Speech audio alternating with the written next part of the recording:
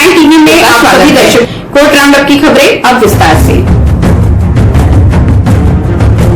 Bombay high court ने door to door vaccination नीति पर विचार करने के लिए भारत सरकार को बार बार निर्देश देने के बाद बीएमसी से पूछा कि क्या वे 75 साल से अधिक उम्र, विकलांग और बिस्तर पर पड़े नागरिकों के लिए इस तरह का कार्यक्रम शुरू कर सकते हैं।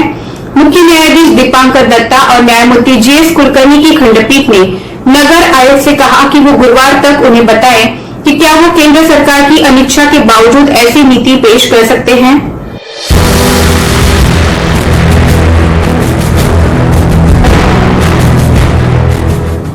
पीठ ने कहा, हम नगर आयुक्त या निगम के अतिरिक्त नगर आयुक्त से हमें ये अवगत कराने का अनुरोध करते हैं कि क्या केंद्र सरकार द्वारा बुजुर्गों और विकलांग नागरिकों के लिए घर घर वैक्सीनेशन नीति तैयार करने के बावजूद निगम ऐसे नागरिकों के लिए डोर टू डोर वैक्सीनेशन शुरू करने के लिए तैयार है। इसने आगे मौखिक रूप से देखा कि यदि निगम इच्छुक है तो अदालत सरकार के रुख पर ध्यान दिए बिना इसकी अनुमति देगी। पीठ ने कहा कि आप घर घर जाकर वैक्सीनेशन कर सकते हैं। यदि आप कर सकते हैं तो हम आपको अनुमति देंगे।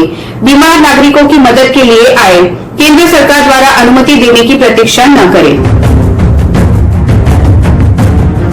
उत्तराखंड हाईकोर्ट ने बुधवार 19 मई को एक पत्र को पत्र याचिका के रूप में स्वीकार करते हुए इस पर सुनवाई की। इस पत्र याचिका में कानून के एक छात्र ने बताया कि कोविड-19 महामारी से लड़ने के लिए वैक्सीनेशन प्रक्रिया शुरू होने पर कई नेपाली नागरिकों को आधार कार्ड नहीं होने के कारण वैक्सीन नहीं दी जा रही है। मुख्य न्यायाधीश राघवेंद्र सिंह चौहान और न्यायमूर्ति आलोक कुमार वर्मा की खंडपीठ को दिल्ली विश्वविद्यालय के विधि संकाय के छात्र मेधा पांडे का एक पत्र मिला। इसमें कहा गया कि भारत में रह रहे कई नेपाली नागरिकों को वैक्सीनेशन नहीं किया जा रहा है क्योंकि उन्हें आधार कार्ड जारी नहीं किया गया है। आधार कार्ड वैक्सीनेशन के उद्देश्य से पंजीकरण के लिए आवश्यक है।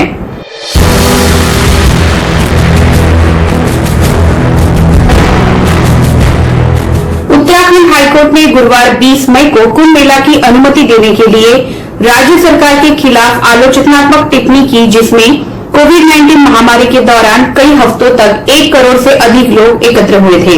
कोर्ट ने मंदिरों और धार्मिक उत्सवों में कोविड-19 मानदंडों का पालन सुनिश्चित करने में विफल रहने पर राज्य सरकार की जमकर खिंचाई की।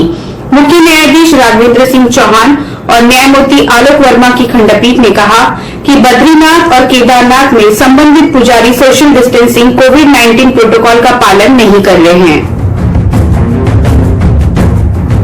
कोर्ट ने राज्य से सवाल करते हुए कहा कि अगर पुजारियों के बीच कोविड-19 फैलता है तो क्या होगा। मुख्य न्यायाधीश आरएस चौहान ने विशेष रूप से कहा कि केदारनाथ और बद्रीनाथ मंदिरों के वीडियो में दिखाई दे रहा है कि पुजारी सोशल डिस्टेंसिंग का पालन नहीं कर रहे हैं। भले ही देवता की पूजा की जा रही हो, लेकिन आप 23 पुजारियों को मंदिर में प्रवेश नहीं करने दे सकते। राज्य द्वारा निगरानी के लिए किसे नियुक्त किया गया है।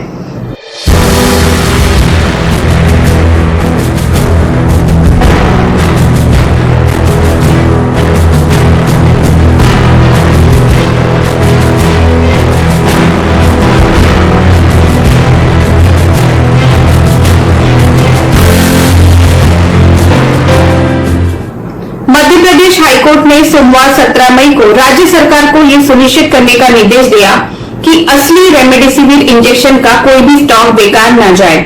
मुख्य न्यायाधीश मोहम्मद रफीक और न्यायमूर्ति अतुल श्रीधरन की खंडपीठ ने लाखनी शर्मा द्वारा दायर जनहित याचिका के रूप में एक रिट याचिका इस पर प्रार्थना के साथ सुनवाई करते हुए कहा, उत्तरदाताओं प्राधिकारियों को सामान्य रोगियों को वितरित किए जाने के लिए बरामद या जब्त किए गए रेमडेसिविर इंजेक्शन प्रदान करने का निर्देश दिया जाता है।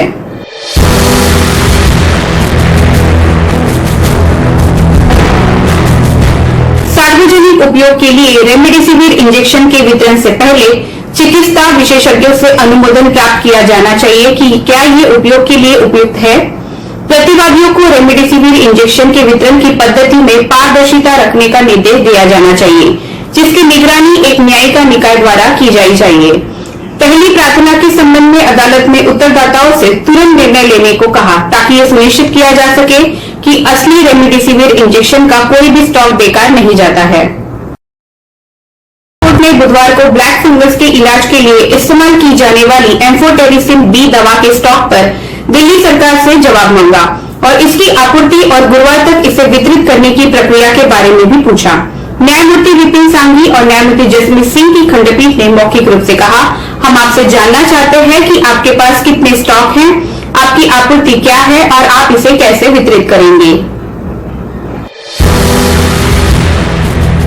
एक महत्वपूर्ण फैसले में पंजाब एंड हरियाणा हाईकोर्ट ने मंगलवार 18 मई को कहा है कि एक व्यक्ति को शादी या लिव इन रिलेशनशिप के गैर औपचारिक दृष्टिकोण के जरिए अपने साथी के साथ रिश्ते बनाने का अधिकार है। न्यायमूर्ति सुधीर मित्तल की खंडपीठ ने यह टिप्पणी एक लिव इन रिलेशनशिप कपल के संबंधित एक मामले में की है। कोर्ट ने माना कि वो दोनों बालिग है और उन्होंने इस तरह का रिश्ता बनाने का फैसला किया है क्योंकि वे एक दूसरे के लिए अपनी भावनाओं के बारे में आश्वस्त है।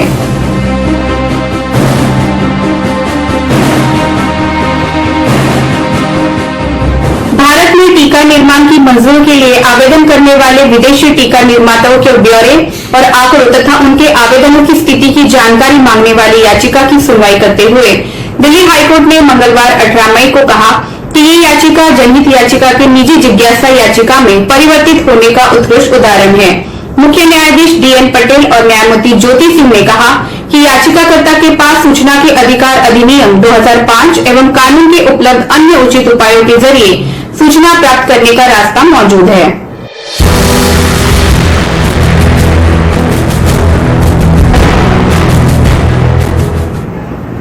फिलहाल बस इतना ही। अन्य खबरों के लिए जुड़े रहिए न्याय टीवी के साथ। नमस्कार।